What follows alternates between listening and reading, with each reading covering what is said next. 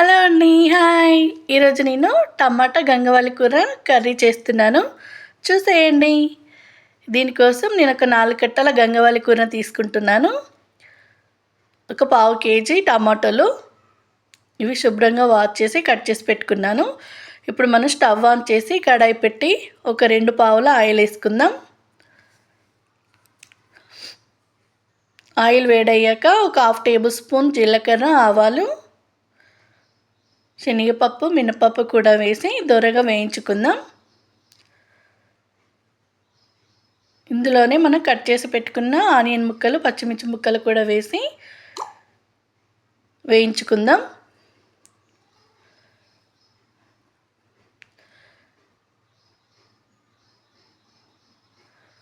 చూడండి వేగిపోయాయి కదా. ఇప్పుడు ఇందులో 2 రెబ్బల కరివేపాకు కూడా వేద్దాం. వేసి మంచిగా మిక్స్ చేసుకుందాం. ఇప్పుడు ఒక 1/2 టేబుల్ స్పూన్ పసుపు వేసి మంచిగా మిక్స్ చేసుకుందాం. ఇప్పుడు మనం వాష్ చేసి పెట్టుకున్న గంగవాళి కూరను ఇందులో వేసేసుకొని మంచిగా మిక్స్ చేసుకుందామండి.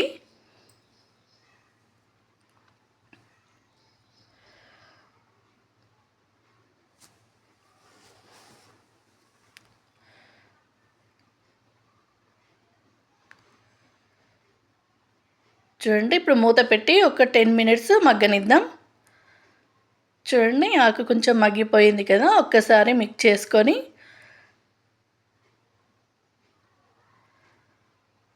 మూత పెట్టి ఒక 10 మినిట్స్ కుక్ చేద్దామండి.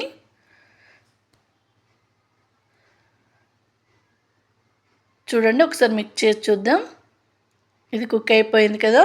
ఇప్పుడు ఇందులో మనం తరిగి పెట్టుకున్న టమాటా ముక్కలు కూడా వేసి మంచిగా మిక్స్ చేసుకుందాం. ఇప్పుడు మూత పెట్టి ఒక 10 మినిట్స్ కుక్ చేసుకుందామండి. చూడండి టమాటాలు మెత్తబడినాయి. ఒక్కసారి మిక్స్ చేసుకుందాం. కొంచెం క్రష్ చేస్తూ మిక్స్ చేసుకోవాలండి. ఎందుకంటే గంగవాళి కూరలో వాటర్ కంటెంట్ ఎక్కువ ఉంటుంది, త్వరగా ఉడకదు. చూడండి ఇప్పుడు ఇందులో 1 స్పూన్ కారం, రుచికి సరిపడినంత సాల్ట్, 1/2 టేబుల్ స్పూన్ జీరా పౌడర్ వేసి మంచిగా మిక్స్ చేసుకుందామండి.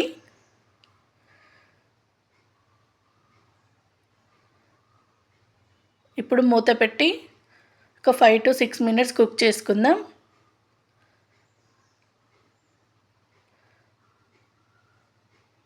చూడండి టమాటాలు కూడా మగ్గిపోయాయి కదా. ఒక్కసారి కలిపి మూత పెట్టి ఇంకొక 5 మినిట్స్ కుక్ చేసుకుందాం.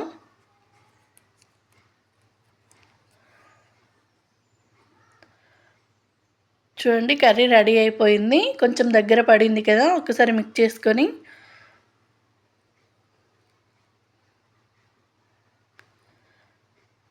శుభ్రంగా కడిగి పెట్టిన కొత్తిమీరను కూడా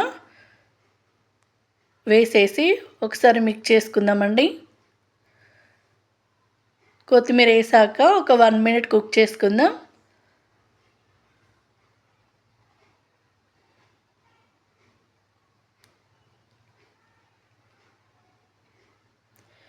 ఈ కర్రీ చాలా బాగుంటుందండి. టేస్ట్ అన్నంలోకి చాలా బాగుంటుంది.